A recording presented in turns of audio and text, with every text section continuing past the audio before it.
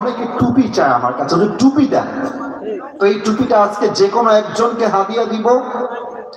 শর্ত একটা, জাস্ট একটাই শর্ত, একটা শর্ত মানে টুপি তোমার হয়ে যাবে। শর্ত একটা সময় আমি যে 7টা আমল কোরআন থেকে রেফারেন্স ভিত্তিক বলবো, তুমি চাইলে মোবাইল ফোনে নোট করতে পারো।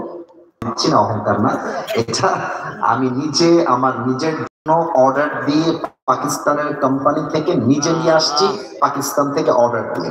দাম অনেক বেশি, দাম বড় উদ্দেশ্য নয়, হাদিয়ার দাম কম হোক কিংবা বেশি হোক, হাদিয়ার মান অলওয়েজ হায়ার লেভেলের। ঠিক আছে কিনা বলো? এই টপিটা যে কোনো একজনকে দিব। কথা শুরু হয়েছে, কেউ ডান বাম না হয়, সবাই তাকবীর দেন। নারে তাকবীর।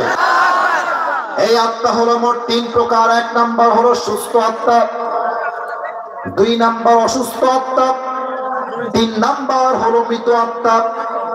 সুস্থ আত্মা কাকে বলে? সার ভাইরা দিল দিয়ে শুনবেন, যেই ময় অহংকার নাই, হিংসা নাই, বিদ্বেষ নাই, এটা হলো সুস্থ আত্মা। অসুস্থ আত্মা কাকে বলে বোঝার জন্য একটা এক্সাম্পল দিব, উদাহরণ দিব, মন দিয়ে শোনেন। আমরা যেই সালে আছি এটা হচ্ছে 2025 সাল। মুরব্বীরা আমার কথা খুব ভালো বুঝবেন, আমার মায়েরা কতটা ভালো বুঝবেন যুবকদের চাইতে। এই পয়েন্টটা 1925 সাল যখন ছিল, আগের 50 বছর 100 বছর আগের কথা। এখন তো যশোর এত উন্নত, মেডিকেল হসপিটাল ক্লিনিক কোনো অভাব নাই। 100 বছর আগে কি এরকম ক্লিনিক মেডিকেল হসপিটাল ছিল যশোরের ভাইরা? ছিল না। তখন ছিল কি? কবিরাজ, ওঝা বা আমরা বলি হাকিম, এটাই ছিল তৎকালীন সময়। এই যে কানটুপিওয়ালা, এই ছেলে কই যাও, তো কি করতে আসছো মাহফিলে বেটা? এই যশোরের ছেলে আমরা, ভালোবাসতেও যাই, ধমক দিতেও আমরা জানি, ঠিক কিনা বলো? ও আমার চোখে পড়ে গেছে। খবরদার সাহস করবেন না। 12টা পর্যন্ত সময় নিয়েছি, টাইম আপ করব না। আমার রুলস দেওয়া আছে কমিটিকে, 1 ঘন্টার বেশি ওয়াজ আমি করি না। কারণ হচ্ছে ফজরের নামাজটা মিস হয়ে যায়। আমি এসেছি 10:45-এ। মেহেরবানি করে আমাকে 12টা পর্যন্ত সময় না দিয়ে একটা মুরব্বী, একটা যুবক মাঠ ছাড়তে পারবে না, ঠিক কিনা বলে? তখনকার যুগে যদি সাপে কেউ কাটা খেত, সাপের কামড়, তো সে ওঝার কাছে আসতো, এসে বলতো, স্যার আমার হাতে তো সাপে কেটে দিয়েছে, চিকিৎসা দরকার আমার। তো ওঝা কি করতেন? আমার হাতে পিরিচ, দেখা যায়, কথা বলতে হবে, দেখা যায়। ওঝা একটা ফ্রিজ নিয়ে আসতেন, ফ্রিজের একদিকে মরিচ রাখতেন, মরিচ বাটা, আর একদিকে লবণ বাটা রাখতেন। বলতেন, এই যুবক এদিকে আসো, তোমার জিহ্বাটা বের করো।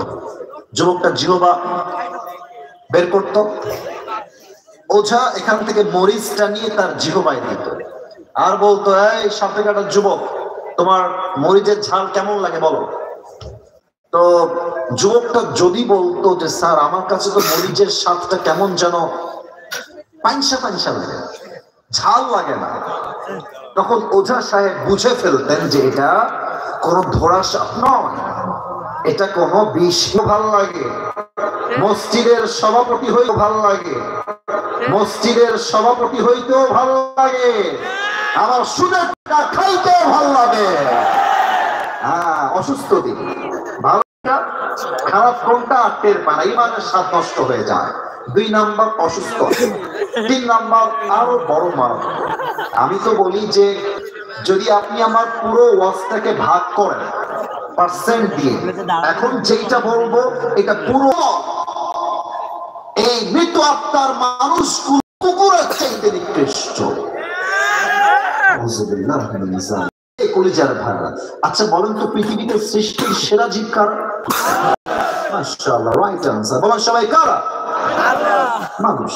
আমি যখন এখানে আলেম ওলামা আছেন, খতিব সাহেব আছেন, এটা আমি বলতে লজ্জা পাচ্ছি না, আমি যখন এই আয়াতের তর্জমা পড়ি, আমি তাফসীরের কিছুই বুঝে আসে না, ক্লাসেও বুঝে আসে নাই, পরবর্তী সময় আমার জিনিসটা বুঝে আসে নাই যে আসলে মানুষ কুকুরের চাইতে খারাপ কেমনে হইল। এটা তো আশরাফুল মাখলুকাত।